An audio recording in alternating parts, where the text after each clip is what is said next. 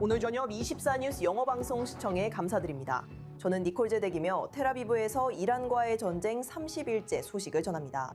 오늘 오후 이란이 이스라엘 남부로 탄도미사일을 발사해 베르셰바 근처에서 최소 11명이 다쳤습니다. 미사일이 일부 주택에서 멀지 않은 야외 지역에 떨어진 후 파편과 충격파로 인해 부상자가 발생했습니다.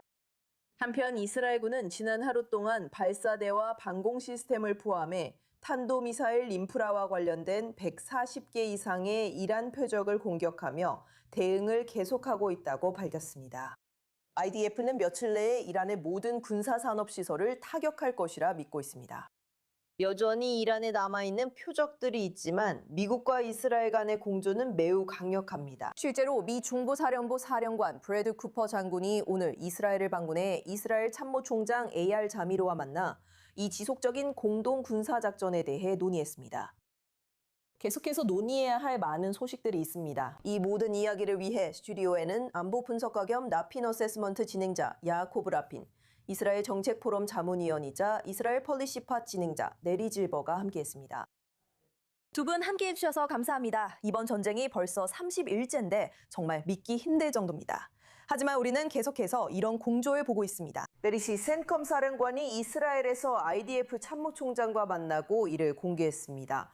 전쟁이 시작된 지 한 달이 지난 지금 이런 움직임이 전쟁의 긴밀한 조율을 어떻게 보여준다고 생각하시나요? 네, 이것은 조율이 여전히 강하게 이루어지고 있다는 강력한 신호입니다. 그리고 이런 조율은 전쟁이 시작되기 전부터 계속되어 왔습니다. 2월 28일 이전, 그리고 이스라엘과 미국이 이란을 상대로 역사상 전례 없는 공동 공세를 시작하기 몇 달 전부터 이미 계획이 이루어졌습니다. 이것도 또 다른 실호입니다. 센트콤 사령관 쿠퍼 제독이 이스라엘을 방문해 참모총장 AR 자미로와 협의 중입니다. 양측이 여전히 같은 입장에 있다는 강력한 공개 메시지이며 앞으로 1, 2주 내에 일어날 수 있는 일에 대한 메시지이기도 합니다. 저희가 계속 주시 중인 사안입니다. 야코브 방송 시작과 동시에 IDF가 테헤란 전역 표적을 타격 중이라고 업데이트했습니다. 이것은 테헤란에서 대규모 정전이 발생했다는 보도와 일치하며 특히 도시의 동쪽 지역에서 그렇습니다. 지금까지는 미국 대통령의 최후 통첩으로 인해 적어도 당분간은 이란의 에너지 인프라가 공격 대상에서 제외된 것으로 보도됐었습니다. 무언가 공격을 받았다면 이는 무엇을 의미하나요? 보도를 통해 알 수 있는 점이 있나요? 정확히 무엇이 공격을 받았는지 알 수 없기 때문에 지금은 섣불리 해석하기 이르다고 생각합니다. 이것이 의도적인 공격이었는지 아니면 파편에 의한 피해였는지 여러 보도가 나오고 있습니다. 이란 측에서는 이것이 파편 조각이라고 주장하고 있습니다. 하지만 우리는 전체 상황을 아직 알지 못합니다. 또한 이것은 트럼프의 외교에 협조하지 않으면 앞으로 어떤 일이 벌어질지에 대한 일종의 경고일 수도 있습니다. 하지만 이 모든 것은 추측일 뿐입니다. 확실하게 말할 수 있는 것은 최근 며칠 동안 정말 큰 타격을 입은 세 부류의 표적이 있다는 점입니다. 첫 번째는 이동식 미사일 발사대, 즉 이란 전역, 특히 산업지대에 숨겨져 있는 트럭들입니다. 그리고 이들이 바로 우리가 여전히 받고 있는 미사일 공격의 대부분을 담당하고 있는 것으로 보입니다. 비록 그 숫자가 한 자릿수이긴 하지만 말이죠. 이 트럭들은 이스라엘 공군 전투기와 드론에 계속 추적당합니다. 두 번째 표적군은 이란의 핵 프로그램으로 최근 흥미로운 표적들이 타격당했습니다. 아라크 플루토늄 시설은 중수 생산을 담당하며 6월 이후에 다시 가동되었고 정보에 따르면 오늘 아침 이스라엘 국방군 대변인으로부터 그 소식을 들었습니다. 그리고 야즈드시에 있는 또 다른 시설은 우라늄 농축을 담당하고 있습니다. 그곳도 타격을 받았습니다. 그리고 이란 미사일 생산 산업과 당신이 언급한 분산 복합체 전반도 포함됩니다. 결국 이것이 가장 오래 지속되는 영향입니다. 이란 정권의 무기 생산 능력을 파괴하는 것은 그들이 회복하기 가장 어려운 일입니다. 특히 전쟁이 끝난 후 이 모든 것이 이스라엘에 의해 감시될 것으로 보이기 때문에 더욱 그렇습니다. 따라서 이 정권이 살아남고 너무 빠르게 회복하려 한다면 이스라엘이 다시 개입해 그들의 산업 재건을 가로막는 것을 저지할 방법은 사실상 없습니다. 그래서 그들이 보급을 재개하고 재건하며 원래 위치로 돌아가려고 하는 모든 능력은 적어도 가까운 미래에는 매우 심각한 의문에 쌓여 있습니다. 그래서 확실히 타격을 입은 부분들은 바로 이런 것들입니다. 그리고 저는 이스라엘 방위군이 곧 우리에게 자세한 내용을 알려줄 것이라고 확신합니다. 그들이 지금 테헤란에서 타격하고 있는 것에 대해 알겠습니다. 그 소식은 기다려봐야 할 것 같네요. 그동안 여러분 스튜디오에서 저와 함께 계셔주세요. 저는 미국에서 벌어지고 있는 일에도 주목하고 싶습니다. 미국이 이란에서의 지상작전 가능성에 대비하고 있기 때문입니다. 실제로 미국 소식통은 i24 뉴스에 다음 주 초까지 대통령이 명령을 내릴 경우 지상작전을 수행할 수 있을 만큼 충분한 미군 병력이 해당 지역에 도착할 것으로 예상된다고 밝혔습니다. 관계자들은 이란이 외교적 해법을 거부하면 사태가 더 악화될 수 있다고 경고합니다. 이란 국회의장 모하메드 바게르 칼리바프는 백악관에서 외교 메시지를 내보내고 있음에도 불구하고 미국이 비밀리에 지상 공격을 모의하고 있다고 말했습니다. 백악관으로 가겠습니다. 이24 뉴스 영어 수석 미국 특파원 마이크 바게나인과 함께합니다. 마이크, 외교인가 직접 행동인가요? 이번 일요일 백악관에서 나오는 최신 메시지는 무엇인가요?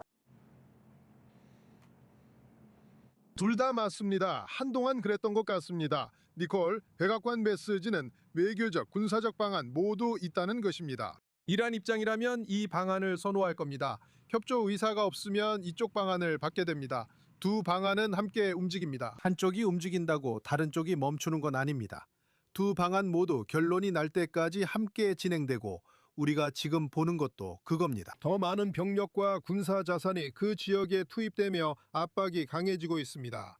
이것이 이란인들에게 영향을 미칠지는 지켜봐야 합니다. 하지만 트럼프 행정부는 그들의 중개자들이나 언론을 통해서든 여전히 이곳에서 어떤 논의를 만들어내려고 하고 있습니다. 이제 파키스탄, 사우디아라비아, 터키, 이집트가 일종의 컨소시엄처럼 행동하면서 앞으로 최소한 기본적인 수준의 논의라도 이끌어내기 위해 노력하고 있습니다. 다시 말하지만 트럼프 행정부에게 이란 문제에 있어서 항상 제기된 질문은 논의를 계속할 수 있는 여지가 얼마나 남아있느냐는 것입니다. 도널드 트럼프 대통령이 이제 우리는 더 이상 또는 충분히 빠르게 나아가지 않는다. 이제 군사적 조치로 간다라고 말할 임계점은 어디일까요? 그것은 항상 열려있는 질문입니다. 하지만 그동안에는 적어도 이 지역의 동맹국들을 통해 외교가 숨쉴 수 있는 여지를 어느 정도 남겨두고 있습니다. 마이크, 군사적 압박의 위협과 이란에서 지상작전이 시작될 가능성에 대해 이야기할 때 실제로 미군이 투입된다면 미국 내에서 이 전쟁에 대한 대중의 시각과 전개 양상에 어떤 변화가 있을까요? 들어보세요. 이 전쟁은 민주당원들 사이에서 인기가 없어 트럼프 대통령에게 쉽지 않은 문제였습니다. 그래서 그런 반응은 당연합니다. 하지만 그는 의회의 온건파 공화당원들 사이에서도 일부 지지를 잃고 있습니다. 강경파들은 여전히 그를 지지하고 있지만요. 하지만 마가 지지층 일부는 그를 지지하는 사람도 있고 이번 조치를 지지하는 사람도 있지만 다른 이들은 우린 그런 약속을 받았었다고 말합니다. 외국 전쟁은 하지 말고 개입도 하지 말고 국내에 집중하라는 등의 약속이었죠. 그가 말하는 이번 원정으로는 그들에게 전혀 점수를 따지 못하고 있습니다. 하지만 실제로 군대를 파병하는 것은 또 다른 문제입니다. 지금은 트럼프 대통령과 공화당에게 정치적으로 매우 민감한 시기이기 때문에 추가적인 생명과 추가적인 자원을 투입한다는 것은 정말로 신중해야 할 문제입니다. 여기 국민들은 지금 물가 상승과 생활비 문제에 매우 집중하고 있는 것 같습니다. 공화당은 의회에서 압박을 받고 있습니다. 많은 공화당 의원들이 하원은 물론이고 어쩌면 상원까지도 지킬 수 없다고 느껴서 이미 자리를 떠나려고 하고 있습니다. 그래서 유가가 오르는 것뿐만 아니라 지상작전이 시작되면 이 전쟁이 몇 주, 몇 달씩 길어질 수 있습니다. 누가 알겠습니까? 중동에서 일이 어떻게 돌아가는지 아시잖아요. 우리가 예전에 봤던 수렁에 다시 빠질 수도 있습니다. 그것은 도널드 트럼프 대통령에게 정치적으로 치명적일 수 있습니다. 그래서 지금은 조심스럽게 접근하고 다시 한번 외교가 최소한 숨 쉴 수 있도록 기회를 주고 만약 잘 풀리지 않는다면 이란이 어떤 대가를 치르게 될 것임을 계속해서 알게 하는 것이 중요합니다. 문제는 이 행정부의 대통령과 현장에서 작전 중인 미군 장병들이 어떤 대가를 치르게 될 것인가 하는 점입니다. 마이크, 오늘 또 다른 소식은 최근 이란 대학에 대한 공격 이후 IRGC가 이제 중동 지역의 미국 및 이스라엘 관련 대학들을 표적으로 삼겠다고 위협하고 있다는 사실입니다. 이러한 위협에 대해 미국 대학들은 현재 어떻게 반응하거나 대응하고 있나요? 베이루트 아메리칸 대학교가 온라인 수업으로 전환한다고 들었습니다. 이곳도 비슷한 조치가 있을 것 같습니다. 알다시피 이란은 애초에 가장 정교하고 정확한 미사일을 보유하고 있는 것은 아니기 때문에 저도 확실히는 잘 모르겠습니다. 분명히 위험을 감수하고 싶지는 않지만 실제로 그게 얼마나 위협이 되는지 혹은 그들이 미국과 연관된 대학에 미사일을 낭비하고 싶어 하는지 저도 확실히는 잘 모르겠습니다. 여기에 실제로 어떤 종류의 인프라나 군사적 목표가 있는지 저도 확실히는 잘 모르겠습니다. 그럼에도 불구하고 이것도 또 다른 위협이고 중동에 있으면서 어떤 형태로든 미국과 연관이 있다면 당신도 표적이 될 수 있다는 또 다른 경고라고 할 수 있습니다. 이것은 사람들에게 다시 한번 생각하게 만들고 자신이 미국 측과 어떤 연관이 있는 그런 환경에 있고 싶은지 진지하게 고민하게 만듭니다. 알겠습니다. 마이크 박예나임 백악관에서 생중계로 전해주셨습니다. 소식 전해주셔서 감사합니다. 그리고 미국의 관점에 이어 이제 이란의 관점도 들어보고자 합니다. 라이만 대학교에서 이란 문제를 가르치는 메이를 자베단파르 박사님을 모셨습니다. 그는 텔아비브에서 저희와 함께하고 있습니다. 자베단파르 박사님, 이란 국회의장 칼리바가 이란군이 미군이 현장에 도착하기만을 기다리고 있으며 그들을 불태울 것이라고 말했습니다. 이는 국회의장의 발언입니다. 미군이 병력을 증강하고 있는 상황에서 이란도 준비하고 있을 것이라고 생각할 수 있습니다. 하지만 실제로 이란은 미국의 지상 공격에 대비가 되어 있나요? 훈련 수준은 어느 정도인가요? 이란 군인들은 이런 상황에 준비돼 있나요? 그가 진실을 말하고 있다고 봐도 무방할 것 같습니다. 이란인들에게 미국인들은 지상작전이 가능성 있다는 말을 여러 번 해왔습니다. 적어도 미국 언론은 그렇게 해왔죠. 그리고 저는 이란인들이 이것을 가능한 시나리오로 받아들였다고 확신합니다. 그들은 준비가 되었나요? 네. 그들의 실력은 어느 정도인가요?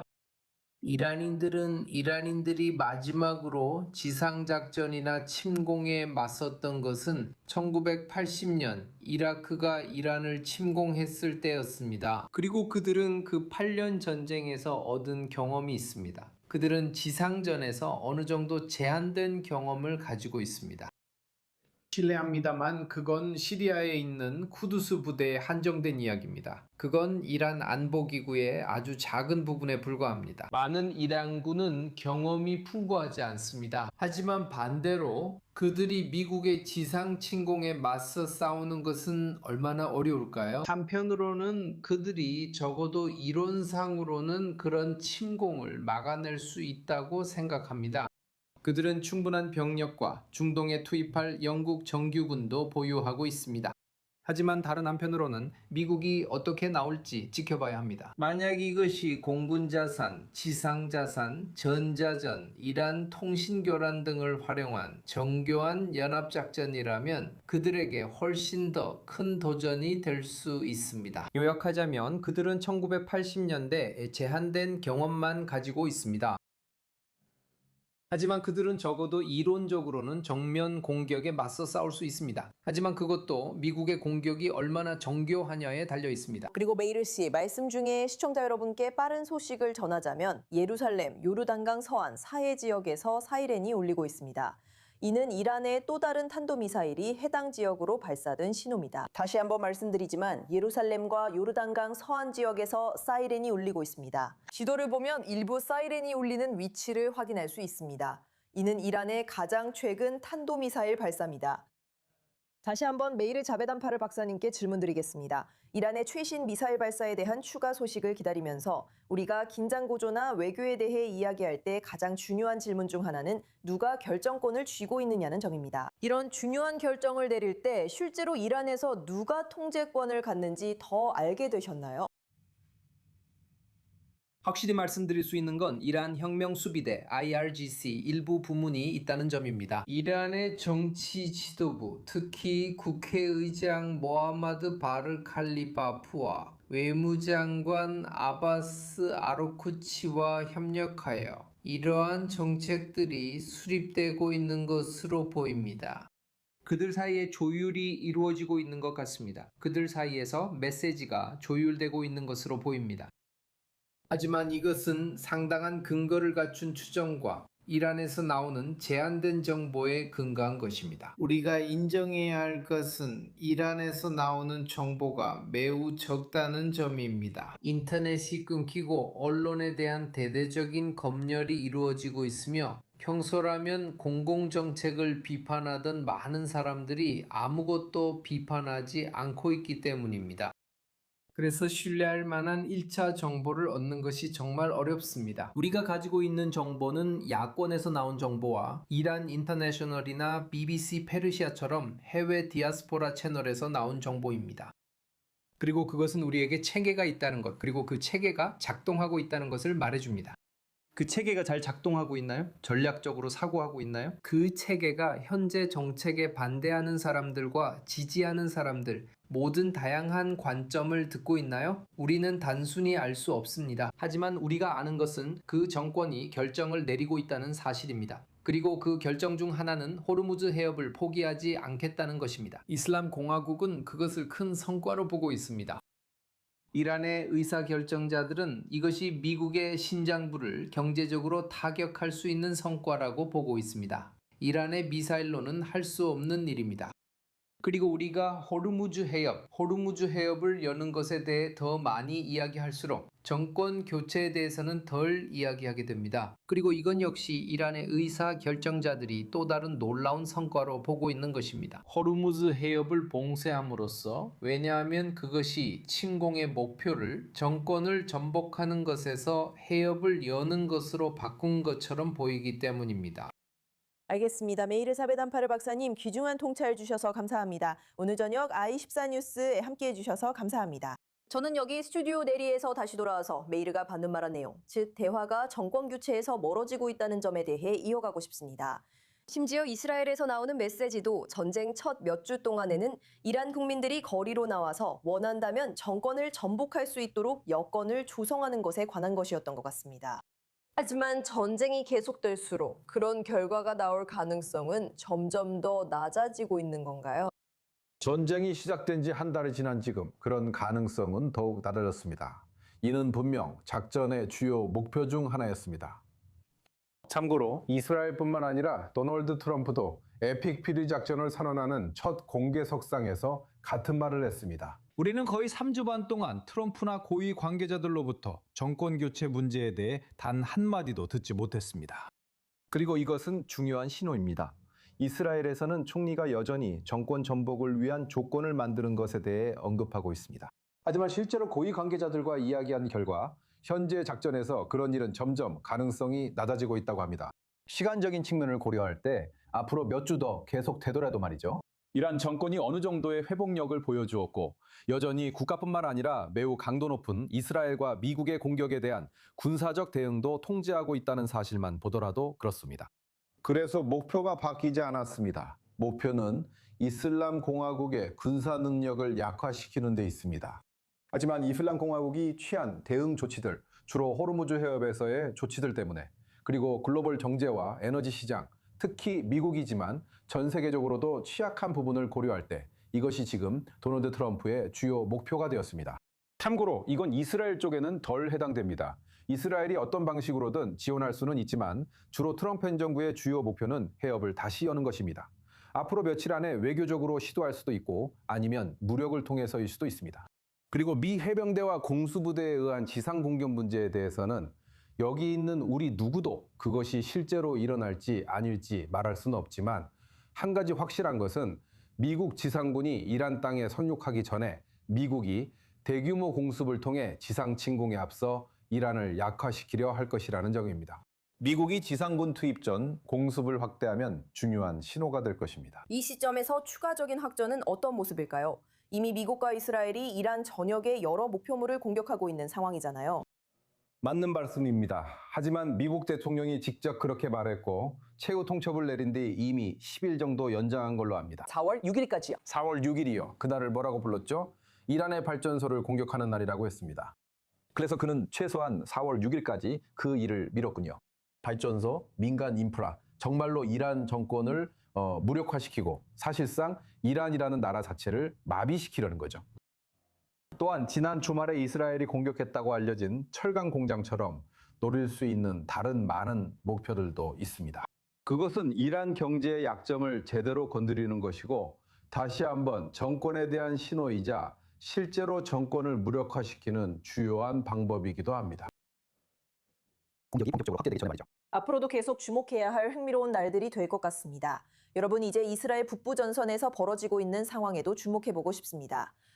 레바논에서는 이스라엘 총리 베냐민 네타냐후가 이제 공식적으로 IDF의 남부 레바논에서 라타니 강까지 비무장지대를 확장하라고 명령했다고 확인했습니다. 총리가 국경에서 헤즈볼라의 위협을 제거할 필요성에 대해 이렇게 말했습니다. 우린 다중전선 작전 중입니다. 우리는 이란과 그 대리 세력들을 엄청난 힘으로 타격하고 있습니다. 우리는 큰 성과를 거두고 있습니다. 이 성과들은 테헤란 테러 정권의 뚜렷한 균열을 만들고 있습니다. 이란은 더 이상 예전의 이란이 아닙니다. 헤즈볼라는 더 이상 예전의 헤즈볼라가 아닙니다. 그리고 하마스도 더 이상 예전의 하마스가 아닙니다. 이제 이들은 더 이상 우리를 위협하는 테러 군대가 아니라 생존을 위해 싸우는 심각한 타격을 입은 적들입니다. 이제는 그들이 우리를 놀라게 하는 것이 아니라 우리가 그들을 놀라게 하고 있습니다. 우리가 행동을 취하는 쪽입니다. 우리가 공격하는 쪽입니다. 우리가 먼저 시작했고 그들의 영토 깊숙이 들어가 작전 중입니다. 제가 중동 판도를 바꾸겠다고 했고 실제로 그렇게 했습니다. 하지만 우리는 안보 교리도 바꿨습니다. 우리는 주도적으로 행동하고 공격하며 적진 깊숙이 3개의 안보 벨트를 만들었습니다. 시리아에서는 헤르몬산에서 야르무크까지, 가자 지구에서는 지구의 절반 이상에 걸쳐, 그리고 레바논에서는 저는 이제 기존의 안전지대를 더욱 확장하여 침투 위협을 완전히 무력화하고 대전차 사격을 우리 국경에서 멀리 밀어내도록 지시했습니다. 나스랄라가 이곳에 막강한 전력을 구축했다는 점을 알아야 합니다. 그는 이 전력으로 우리를 파괴할 수 있다고 믿었습니다. 자, 나스랄라는 제거됐습니다. 우리는 수천 명의 헤즈볼라 테러리스트들을 제거했습니다. 그리고 무엇보다도 우리는 이스라엘 도시들을 파괴하기 위해 준비된 15만 발의 미사일과 로켓이라는 막대한 위협을 무력화시켰습니다. 현장 소식입니다. I24 뉴스 특파원 발릭 슬라딘이 이스라엘 북부에서 생중계합니다. 위그 IDF가 안전지대를 확장하기 위해 작업을 진행하고 있는데 실제로 현장에서는 어떤 일이 벌어지고 있나요? IDF 부대가 어디에서 작전을 펼치고 있는지에 대한 최신 소식은 무엇인가요? 공유해 주실 수 있는 내용이 있나요? 네, 먼저 지난 1시간 이스라엘 북부에서 있었던 일을 말씀드리겠습니다. 상부 갈릴리 지역을 향한 드론 공격이 있었고 그 이전에는 서부 갈릴리와 나하리아시를 향한 공격도 있었습니다. 이 지역들에서는 사이렌이 울렸고 하루 종일 로켓 공격도 이어졌습니다. 하지만 오늘의 초점은 대부분 레바논 이스라엘 국경에 있었습니다. 즉 이스라엘과 헤즈볼라 사이의 분쟁선, 다시 말해 지난 며칠 동안 우리가 목격했던 이라크발 공격은 오늘은 발생하지 않았다는 뜻입니다. 하지만 물론 그렇다고 해서 오늘 늦게나 앞으로 며칠 동안 이런 일이 일어나지 않을 거라는 의미는 아닙니다. 다만 지난 며칠이나 최근 몇 주간의 평균적인 날들과 비교하면 확실히 오늘은 더 조용한 하루였습니다. 이것은 이스라엘에서 일어나는 일에 관한 것입니다. 레바논에서는 일부 보도에 따르면 이스라엘 군대가 실제로 더 가까이 접근하고 있으며 심지어 리타니 강을 넘었다고 전해지고 있습니다. 하지만 이것은 실제로 레바논 남부의 동쪽 지역, 즉 미툴라 북쪽에서 일어나고 있는 일입니다. 그리고 구체적으로 말하자면 우리는 타이페 북쪽에 위치한 데이르 시리안에 대해 이야기하고 있습니다. 이곳은 레바논 남부에서 거의 세 번째 줄에 해당하는 마을이나 도시들 중 하나로 리타니 강변에 바로 붙어 있습니다. 다른 전선, 즉 서부 전선의 상황은 물론 다릅니다. 거기는 미타니 강에서 수십 킬로미터 떨어진 곳이지만 여전히 수루에 가까워지고 있습니다. 레바논의 일부 보도에서는 페라스 알바야다에 대해 언급하고 있는데 이곳은 남부 레바논의 타이어 수루에서 10km 또는 15km 정도 떨어져 있으며 아직 미타니 강에서는 멀리 떨어져 있습니다. 그리고 이것이 오늘 총리가 언급한 진전의 일부인 것으로 보입니다. 즉 북부 이스라엘 지역사회와 헤즈볼라 대원들 사이의 완충지대를 확장하는 것인데 지금까지도 헤즈볼라는 리타니강 남쪽에서도 여전히 드론과 로켓을 발사할 수 있습니다. 오늘 공식적으로 이스라엘 외무장관 기둔 사르로부터 이 소식을 들었습니다. 그래서 작전은 여전히 다소 제한적입니다. 하지만 여기서 말하는 것은 레바논 남부에서 작전을 펼치고 있는 4개 사단에 관한 것입니다. 하지만 주로 첫 번째 줄의 마을들에서 이루어지고 있고 일부 특수작전은 두 번째 줄의 마을들에서도 진행되고 있으며 그보다 더 안쪽에서도 벌어지고 있습니다. 알겠습니다. 벨리크 슬레이드 씨 그리고 이스라엘 북부에서 생중계해 주셔서 감사합니다. 소식 전해주셔서 고맙습니다. 이제 스튜디오로 다시 돌아와서 야코브 씨, 이 보안구역에 관해서라면 이론적으로 어떻게 작동할까요? 리타니, 강까지 그 지역을 정리하는데 얼마나 걸릴까요? 몇 명의 병력이 투입되는 건가요? 지금도 여전히 많은 질문들이 있습니다. 남부 레바논에 여러 부대가 작전 중인 것은 알고 있지만 정확한 위치는 알 수 없습니다. 이스라엘 방위군도 마찬가지이며 이는 대규모 기동작전으로 보입니다. 결국 그들은 최전선의 마을들을 넘어 더 진입하는 방안을 논의하고 있다고 봅니다. 그렇게 봐도 무리가 없습니다. 그리고 저는 이 최전선 마을들 중 일부는 전쟁 전과는 전혀 다른 모습이 될 거라고 봅니다. 헤즈볼라가 그곳의 진지를 너무 깊숙이 구축해 놓았기 때문입니다. 이곳들은 전쟁 전과 후를 비교하면 말 그대로 전혀 다른 모습이 되어버린 가자 지구의 일부 지역들을 떠올리게 합니다. 그리고 보세요. 시아파 남부 레바논 민간인들이 사실상 남부 레바논에서 빠져나갔다는 점을 고려해야 합니다. 그들은 이스라엘 방위군의 대피 요청에 따라 대피해 헤즈볼라는 사실상 인간 방패를 대부분 잃었습니다. 국방장관 카타스는 북이스라엘 주민들이 돌아오기 전까지 남부 레바논 주민들도 복귀하지 않을 것이라고 말했습니다. 이는 그가 언급한 매우 불확실한 조건입니다. 이것은 남부 레바논이 실제로 재편되는 모습처럼 보입니다. 이제 안전지대가 분명히 확장될 것입니다. 얼마나 오래 갈지는 모르겠습니다. 어떻게 될지는 모르겠지만 시아파 민간인들이 없으면 80년대와는 전혀 다른 상황이 될 것입니다. 그때는 헤즈볼라가 통제하던 모든 마을이 마찰 지점이었지만 그런 장면들이 반드시 다시 나타나지는 않을 것입니다. 그런 일은 다시 없을 것입니다. 논의할 내용이 많으니 계속 스튜디오와 함께해 주세요. 잠시 쉬었다가 i14 뉴스 채널 고정 부탁드립니다.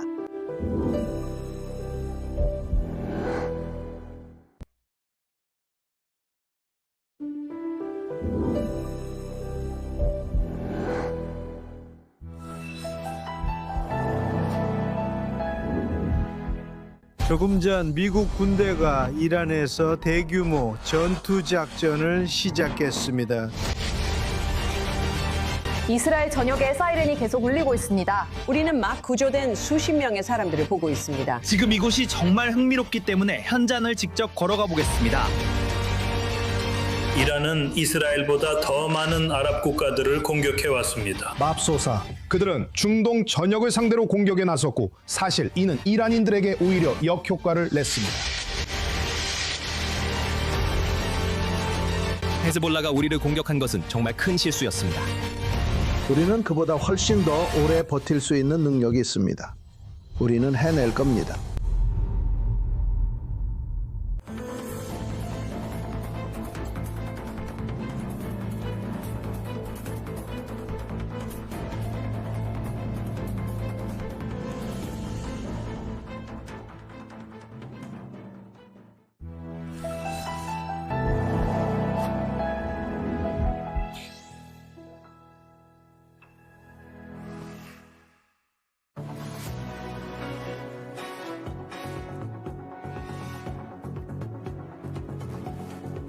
i14 뉴스와 함께해 주셔서 감사합니다.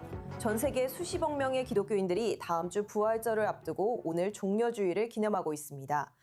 성지에서 가장 고위급 가톨릭 지도자가 예수님이 십자가에 못 박히고 부활하신 것으로 전해지는 교회에서 기도하는 것을 이스라엘 경찰에 의해 금지당했습니다. 에밀리 프랜시스 기자에 따르면 이스라엘 당국은 이란의 예루살렘 공격에 따른 보안 위험으로 이런 조치가 필요하다고 주장합니다. 하지만 이 결정은 전 세계에 충격을 주고 있습니다. 이란과의 전쟁이 계속되면서 올해 예루살렘 구시가는 사실상 유령 도시가 되었습니다. 지금이 유대인, 기독교인, 무슬림에게 1년 중 가장 신성한 시기라는 걸 전혀 알 수 없을 거예요. 이것은 정말 힘든 상황입니다. 여기 상황이 모두에게 어렵고 예수님이 십자가에 못 박히신 성묘교회도 다쳤습니다. 사람들은 기도하며 오 주님 평화와 사랑을 주세요 라고 합니다. 오 주님 하지만 우리는 할 수 없습니다. 매년 수만 명의 신도들이 모이는 6월절 제사장 축복식조차도 침묵 속에 강제로 중단되었습니다. 가슴이 아픕니다. 지금 통곡의 벽을 보면 마음이 찢어집니다.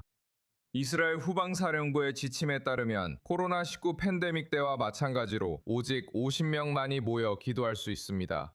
오늘 예루살렘의 라틴 총대주교인 추기경 피자발라는 예루살렘 외곽의 겟세마네 교회에서 미사를 집전할 수밖에 없었습니다. 보안상의 이유로 이스라엘 경찰은 그가 성묘교회에 들어가는 것을 막았고 이로 인해 전 세계 정치인들과 기독교 지도자들의 분노를 샀습니다. 네타냐후 총리는 반발이 일어난 후 악의적인 의도는 전혀 없었고 오직 그의 안전을 우려했을 뿐이라고 해명하며 이스라엘이 앞으로 며칠 안에 예배가 가능하도록 계획을 마련하고 있다고 밝혔습니다. 바티칸에서 레오 교황은 오늘 아침 종려주일 설교에서 성경 구절을 인용하며 전쟁에 휘말린 이란, 이스라엘, 미국의 지도자들을 직접적으로 언급하진 않았지만 암시했습니다. 그는 항상 폭력을 거부합니다. 예수님은 전쟁을 일으키는 자들의 기도를 듣지 않으시고 오히려 그들을 거부하시며 말씀하십니다. 너희가 아무리 많이 기도해도 나는 듣지 않겠다. 너희 손에는 피가 가득하다. 평화의 왕 그리스도께서 십자가에서 외치십니다. 자비를 베푸소서, 무기를 내려놓으십시오. 오늘 아침 필리핀의 그리스도인들은 종려조율 미사에 참여하여 전쟁으로 인해 많은 나라에 영향을 미치고 있는 에너지 위기가 끝나기를 기도했습니다. 비록 전쟁이 그 나라들에 복한되어 있을지라도 그 영향은 전 세계에 느껴지고 있습니다. 우리는 연료, 전기, 그리고 생필품 가격 상승으로 인해 어려움을 겪고 있습니다. 그리고 하나님께 중동에 영원한 평화를 가져다 주시길 기도하고 있습니다. 자세한 이야기를 위해 지금 호닉스 리포팅의 전무이사이자 예루살렘 포스트의 전 수석 정치특파원인 길 호프만 씨와 함께합니다.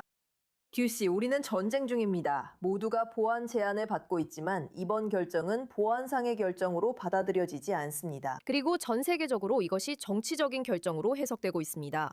왜 그런가요? 지금 우리가 보고 있는 이 반발은 무엇인가요?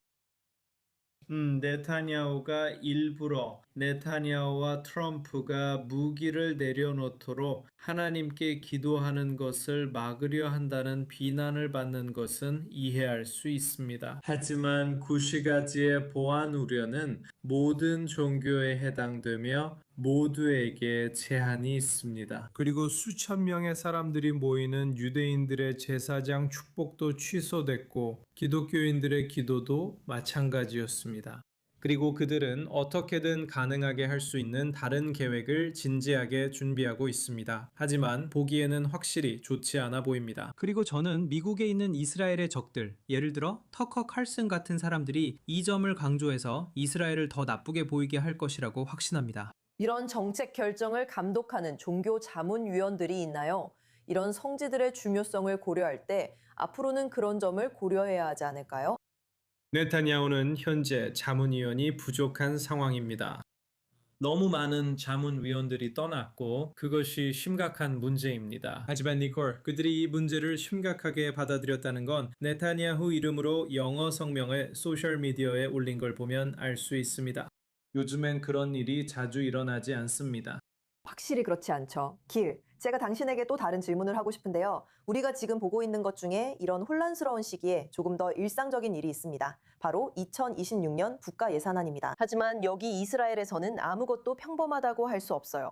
사실 이번 국가 예산 회의도 예루살렘에서 사이렌이 울려서 중단됐습니다. 잠시 멈췄죠. 지금은 크네셋이 다시 회의를 시작한 걸로 알고 있는데 연점은 예산안을 통과시키기 위해 화요일까지 시간이 있습니다. 그 표결은 언제든지 이루어질 수 있죠. 주목해야 할 주요 사항들은 무엇인가요, 기회? 저도 같은 사이렌이 울렸을 때 아래층으로 내려가야 했고 지하 대피소로 들어가야 했습니다. 그리고 그 대피소 안으로 들어갔죠. 크네셋은 매우 역사적인 장소로 1967년에 예루살렘 점령이 이스라엘 내각에 의해 승인된 곳입니다. 그래서 거기서 어떤 영감을 받았는지는 모르겠습니다. 하지만 그들은 밤새 예산안을 처리하고 이후 다른 안건도 다룰 것입니다. 크네셋이 6월절과 요마 스마우드 휴일로 5월 10일까지 휴회에 들어가기 전에 말이죠. 니콜, 당신의 질문에 답하기 위해 주목해야 할 점은 그 예산안에는 많은 논란이 되는 내용들이 포함되어 있다는 것입니다. 여기 시청하시는 분들 중 많은 분들이 그 내용을 잘 이해하지 못할 수도 있다고 생각합니다. 유대인 정체성 강화를 위해 5,600만 셰켈 예시바를 그만두고 IDF로 가는 일을 막기 위해 4,900만 셰켈 그리고 5,900만 셰켈에 대해 이야기하고 계십니다. 핵심 교육과정을 배우지 않는 학교에 대한 보조금, 즉 영어를 배우지 않기 위해 이런 재정 지원을 받고 있다는 뜻입니다. 알겠습니다. 흥미로운 내용이네요. 한 가지 더 묻겠습니다. 화요일 전에 통과될 것 같나요? 네, 그들은 과반수로 통과시킬 수 있습니다. 그리고 니콜, 이 법안이 하는 일은 정부가 전체 임기를 마칠 수 있게 해준다는 겁니다. 오늘 재무장관이 지적했듯이 84년부터 88년까지의 정부 이후로 이런 일은 없었습니다. 그리고 그때는 두 개의 다른 정당에서 온 두 명의 총리가 함께한 통합정부였습니다. 그러니까 이게 얼마나 드문 일인지 알 수 있죠. 알겠습니다. 키 호프만 오늘도 함께해 주셔서 늘 반갑습니다. i24 뉴스와 함께해 주셔서 감사합니다. 스튜디오로 돌아와 야코브 라핀, 네리 질버와 함께합니다. 이제 야콥, 우리가 예루살렘의 성지에서 본 앞선 사건에 대해 보자면 보안 관점에서 이 문제를 살펴보겠습니다. 예루살렘 같은 도시에서 보안을 유지하면서도 정상적인 종교적 접근을 보장하는 것이 얼마나 어려운 일인가요? 쉽지 않습니다. 오히려 소통의 문제라고 생각합니다. 정책 실패가 아니라 소통의 실패입니다. 이 문제는 더 신중하고 명확하게 소통할 수 있었다고 생각합니다. 자, 보세요. 경찰에 따르면 그 총대주교는 전날에 요청서를 제출했다고 합니다. 그래서 경찰은 그 요청을 검토한 끝에 그가 그곳에 있으면 안전하지 않을 것이라고 결론지었습니다. 이는 부분적으로 이미 구시가지에 파편이 떨어진 적이 있기 때문입니다. 그래서 그들은 그의 안전을 걱정하며 구시가지와 민감한 장소에서 모든 종교인이 다치지 않길 바랍니다. 하지만 아시다시피 그런 고려 사항들의 현실이 있고 또 한편으로는 보여지는 모습도 있습니다. 제 생각에 이것은 선의의 결정이었고 그를 보호하기 위한 것이었지만 실제 결정 자체보다 어떻게 비쳤고 어떻게 처리됐는지의 문제라고 봅니다. 네리, 보여지는 모습에 대해 이야기해 봅시다. 이스라엘이 메시지를 더 효과적으로 전달하려면 이번 일이 처음이 아니길까요? 이번 일이 처음이 아니기 때문입니다. 우리는 이런 식의 대중을 향한 메시지 부족이 반복되는 것을 보고 있습니다. 네, 야코가 말했듯이 대중을 향한 메시지도 소통도 부족합니다. 저는 이것이 반드시 보안 문제였다고는 생각하지 않습니다. 그리고 정책적으로도 성지의 가톨릭 신자들을 자극하려는 것이었다고는 생각하지 않습니다. 제 생각에는 이 나라에서 많은 일들이 그렇듯이 이것은 위에서부터의 리더십 부족과 조직의 부재 때문이었습니다. 저는 이스라엘 경찰이 이 고위급 추기경의 성묘, 성당 방문을 승인하기 위해 어떤 의사결정 과정을 거쳤는지 모르겠지만 그 결정은 그들의 손에 있어서는 안 됐다고 생각합니다. 이것은 정치적인 결정이었어야 했습니다. 미리 조정할 수 있었던 일이었습니다.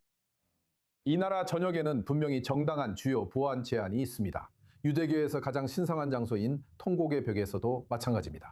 하지만 몇십 명의 추기경들과 고위 가톨릭 신자들이 이 특정 교회를 방문하는 것은 미리 가능하도록 했어야 했습니다. 이런 일은 피할 수 있었습니다. 대통령과 총리의 트윗을 보고 진심이라고 느꼈습니다. 그들이 이 문제를 빠르게 해결할 것이라 생각합니다.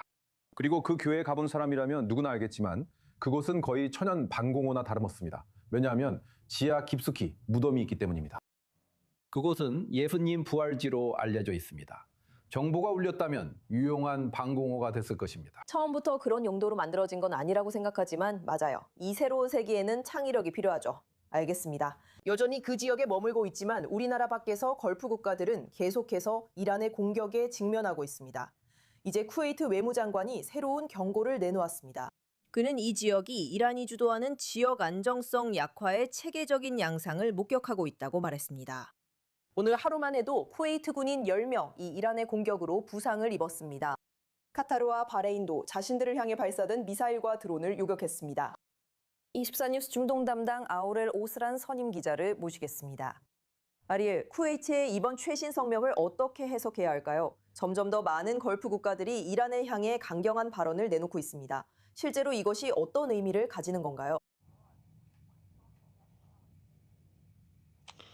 기본적으로 이것은 이 지역의 대부분 국가들, 적어도 공격을 받고 있는 국가들은 이란을 지역 안정의 가장 위험한 요소로 보고 있다는 의미입니다. 전쟁 직전만 해도 사우디아라비아와 카타르의 저명 인사들 중에는 이스라엘이야말로 이 지역에서 가장 혼란을 초래하는 가장 위험한 존재라고 말하는 사람들이 있었습니다. 지난 한 달 동안 누가 진짜 그 원인인지가 증명됐다고 생각합니다.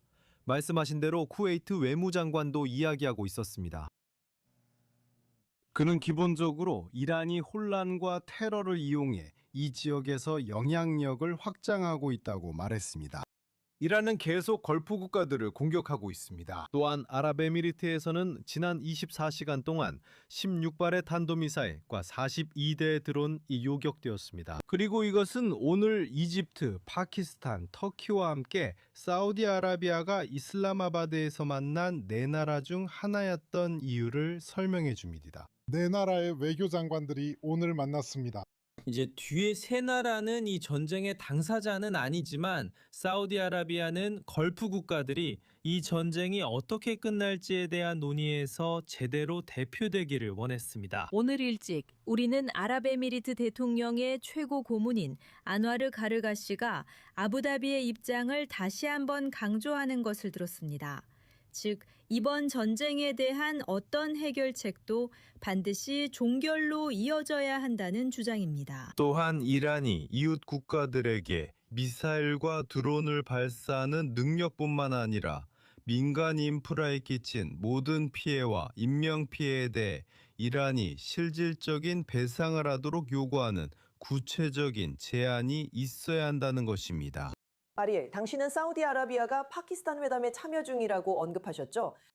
이 사안이 미국 대통령 도널드 트럼프의 이란과의 휴전 합의에 어떤 영향을 줄 수 있을까요? 걸프 국가들의 정확한 바람은 무엇인가요?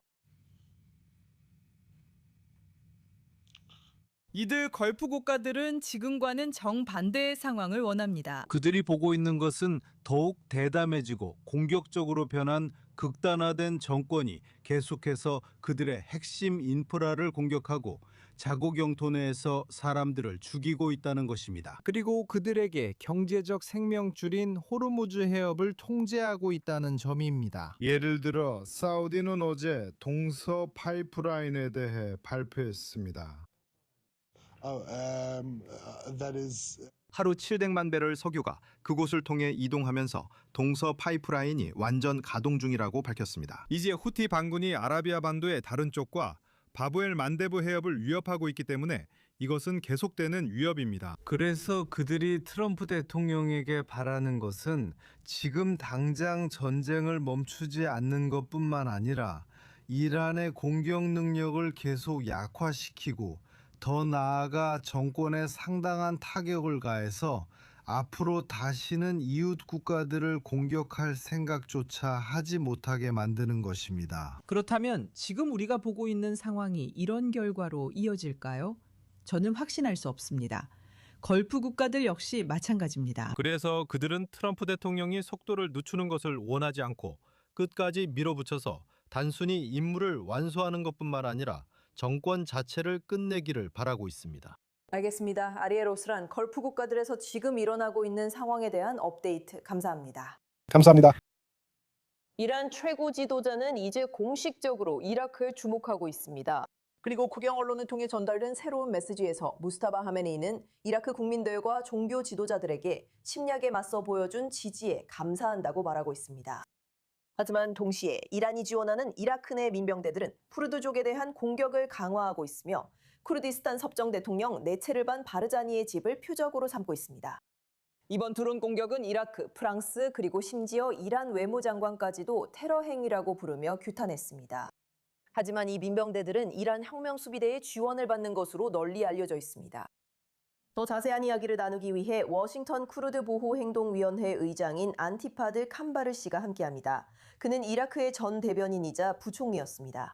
안티파드 씨, 이번 최근 드론 공격은 얼마나 상황을 악화시키는 것인가요? 이란의 지원을 받는 민병대들은 이라크 북부 쿠르디스탄 지역을 400번 넘게 공격했습니다. 그렇다면 이게 실제로 셈법을 바꿔놓을까요?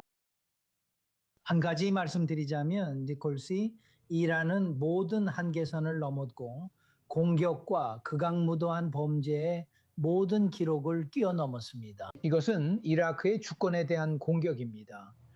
쿠르디스탄 지역의 대통령은 이라크 헌법의 일부입니다.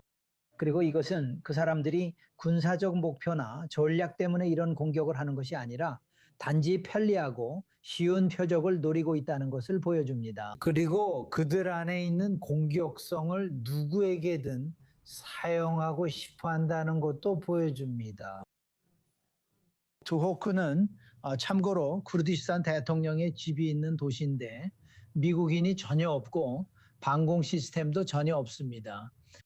그래서 이것은 비겁한 공격이라고 할 수 있고 전혀 용납될 수 없는 일입니다. 하지만 이란은 늘 발뺌할 여지를 남기는 식으로 나옵니다. 네, 그 부분에 대해 이야기해보죠. 왜냐하면 지금 이란 외무장관 아바스 아락지의 반응이 그렇기 때문입니다. 그는 이번 공격을 규탄하고 있습니다. 하지만 이 민병대들은 IRGC의 지원을 받으며 활동하는 것으로 널리 알려져 있습니다. 그렇다면 여기서 실제로 누가 통제권을 가지고 있는 걸까요? 키타브 헤즈볼라는 이런 혼란과 공격의 대부분을 저지르고 있는 단체입니다. 그리고 그들은 이란 IRGC, 소위 고문들에 의해 직접적으로 이끌어지고 있습니다. 그들은 기본적으로 이 민병대들의 사실상 통제자입니다. 그리고 제가 말했듯이 그들은 민간인들을 공격하고 있습니다. 그들은 이라크 국가도 공격합니다. 그들은 이라크 정보본부를 공격합니다. 그들은 대테러 본부도 공격합니다. 그래서 이것은 이라크 국가와 이라크 국민이 이란의 IRGC가 직접 운영하는 그 민병대들과 싸우는 내전과도 같습니다. 그리고 이란의 새로운 최고 지도자가 발표한 이 성명서는 어떻습니까? 이라크에서는 이것이 어떻게 해석되고 있나요? 그것이 바로 보여주는 겁니다. PMF, 즉 인민동원군의 이름 아래 있는 그 민병대들은 사실상 PMF를 이라크 정부의 일부로 이용해서 이라크 정부의 지위와 자금을 이용해 미국인들을 공격하고 있다는 겁니다. 그리고 이라크 정부는 정체불명의 누군가들을 향한 비난 성명을 발표하겠죠. 아무도 이름을 언급하지 않고 아무도 체포되지 않습니다. 미국이 대응해서 그 민병대들을 공격하면 이라크 정부는 PMF, 즉 이라크 보안군의 일부를 공격했다고 강하게 항의합니다. 하지만 그건 완전히 거짓말입니다. 그리고 이런 게임은 더 이상 계속되어서는 안 됩니다. 하지만 이 상황은 이 게임이 얼마나 잘못 돌아가고 있는지를 보여줍니다. 무스타바 하메네이의 지원으로 그가 아직 살아있다면 아니면 현재 책임지고 있는 사람의 지원으로 말이죠. 그리고 이란의 침략에 도움이 된다는 이유로 그 민병대들을 감싸고 있습니다. 인티파드 칸바르 씨, 늘 i24 뉴스에 함께해 주셔서 감사합니다. 감사합니다. 저희는 다시 스튜디오로 돌아왔습니다. 야코브 씨, 앞서 이야기했던 최근 공격과 관련해서 국제원자력기구에서 새로운 성명이 나왔습니다. 국제원자력기구에서는 뭐라고 하나요? 이게 이란 내 상황에 어떤 의미가 있나요? 보시다시피 큰 속보는 아니지만 그들은 우리가 말해온 내용을 확인해주고 있습니다. 그들은 위성사진에 대한 독립적인 분석을 바탕으로 아라크 지역에 있는 크노답의 중수 생산 시설이 우리가 말했던 대로 심각한 손상을 입었고 더 이상 가동되지 않는다는 것을 확인하고 있다고 말하고 있습니다.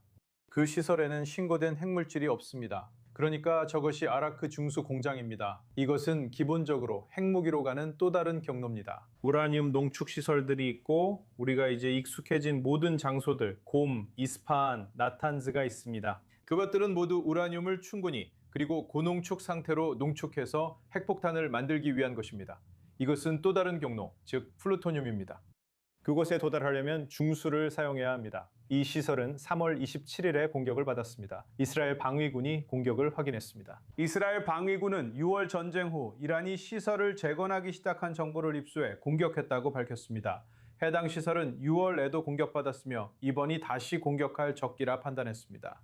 그래서 아마 더 큰 피해를 입었을 겁니다. 이는 핵무기로 가는 또 다른 경로를 차단하는 것입니다. 메리, 지금 우리가 처해 있는 전쟁 단계와 관련해서 이스라엘이 군사 능력을 크게 타격하고 있다는 소식을 들었습니다.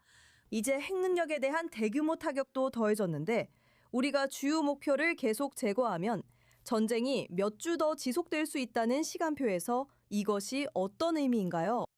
전쟁이 시작된 지 4주 만에 이렇게 심각하고 핵심적인 목표들에 도달하고 있다는 것은 목표 목록이 얼마나 긴지를 보여줍니다.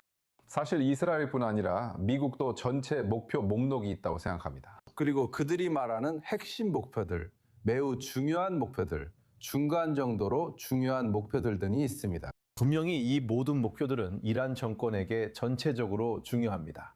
하지만 이스라엘과 미국은 공습작전에서 우선순위를 정해 진행하고 있습니다. 지난 주말 이런 일이 일어난 것은 놀랍지 않습니다. 전쟁이 여전히 계속되고 있기 때문입니다. 그래서 미국과 이스라엘 모두 이번 전쟁이 계속되어 온 상황을 감안할 때 일주일 전에 이런 일이 막아지지 않았을 것이라는 사실을 알고 있었습니다. 그리고 앞으로 몇 주에 관해서는 제가 확실히 아는 2가지가 있습니다. 첫째, 아직도 공격해야 할 목표들이 남아있다는 것입니다. 그리고 두 번째로 그 목표들은 계속 변할 것입니다.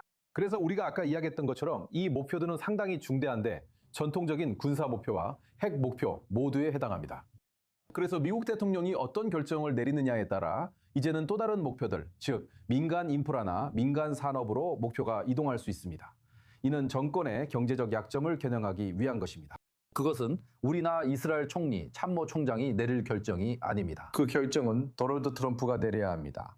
이는 이 전쟁과 최근 한 달간 목표에 비춰볼 때 중대한 확전이기 때문입니다. 그것은 정권에만 해당되는 것이 아니라 전쟁 이후 정권이 무너진다면 이란 국민들에게도 해당되는 일입니다. 야코브, 이 표적 목록에 관해서 당신이 덧붙이고 싶은 말이 있나요? 네, 저희는 방금까지 이스라엘 방위군이 테헤란에서 무엇을 타격하는지 궁금했지만 이제 정보를 받았습니다. 이스라엘 방위군 대변인에 따르면 테헤란, 즉 이란의 수도에서 무기 연구, 개발, 생산 시설에 120발이 넘는 탄약이 투하됐다고 합니다. 그들은 탄도미사일의 핵심 부품을 개발하는 시설들에 대해 이야기하고 있습니다. 즉 그것은 무기산업, 이란 혁명수비대, IRGC 군수산업, 그리고 이란 군사연구개발 및 무기생산 시설의 일부입니다. 즉 이것은 본질적으로 이란의 군산 복합체를 겨냥한 것이며 그들이 지금뿐만 아니라 전쟁 이후에도 스스로를 재보급할 수 있는 능력을 무력화하려는 시도입니다.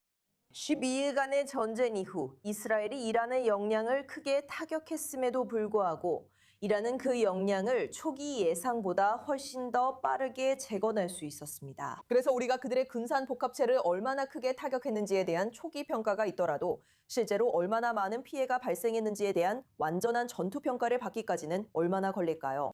시간이 좀 걸릴 겁니다. 하지만 6월 전쟁과 지금 사이에는 정말 큰 차이가 있습니다. 6월 전쟁은 주로 핵무기 프로젝트에 초점이 맞춰져 있었습니다.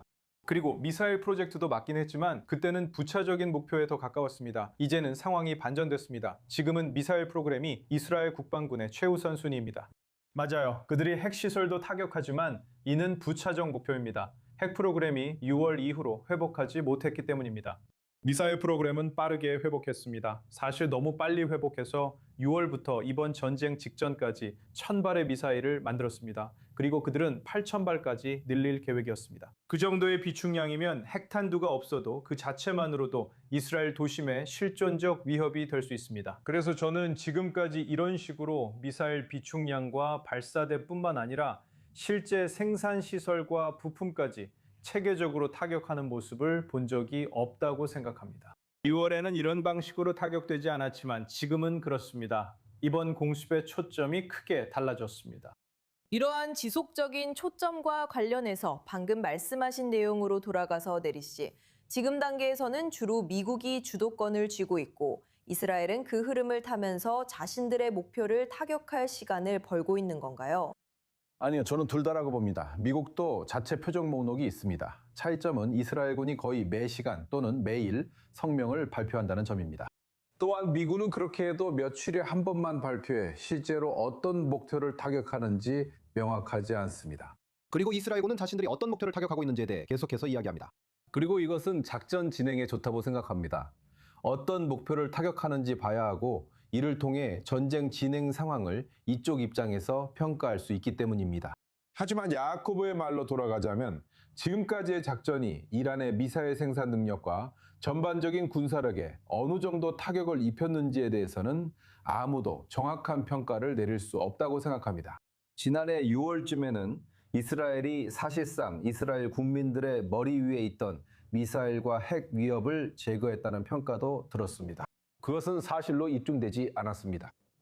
그리고 지난해 6월 이전에도 이스라엘을 중심으로, 하지만 이스라엘만이 아니라 이란의 핵시설과 핵과학자 등을 대상으로 한 다양한 공격과 비밀 작전이 있었습니다. 매번 몇 년씩 미뤄졌다는 평가도 지나치게 낙관적이었음이 입증됐고 저도 야코브 의견에 동의합니다. 이 작전과 전쟁이 공식적으로 끝나고 모든 것이 정리된 후에 평가를 해야 할 것입니다. 미국과 이스라엘이 주도하는 대규모 집중 공습입니다. 영향은 분명하지만 그 깊이는 지켜봐야 합니다. 전쟁이 끝나고 모든 것이 정리된 후에야 알 수 있을 것입니다. 네리 실버 함께해 주셔서 감사합니다. 야코브 앞으로 1시간 더 소식을 전할 예정이니 계속 함께해 주세요. 잠시 휴식 후 i24 뉴스로 돌아오겠습니다. 채널 고정하세요.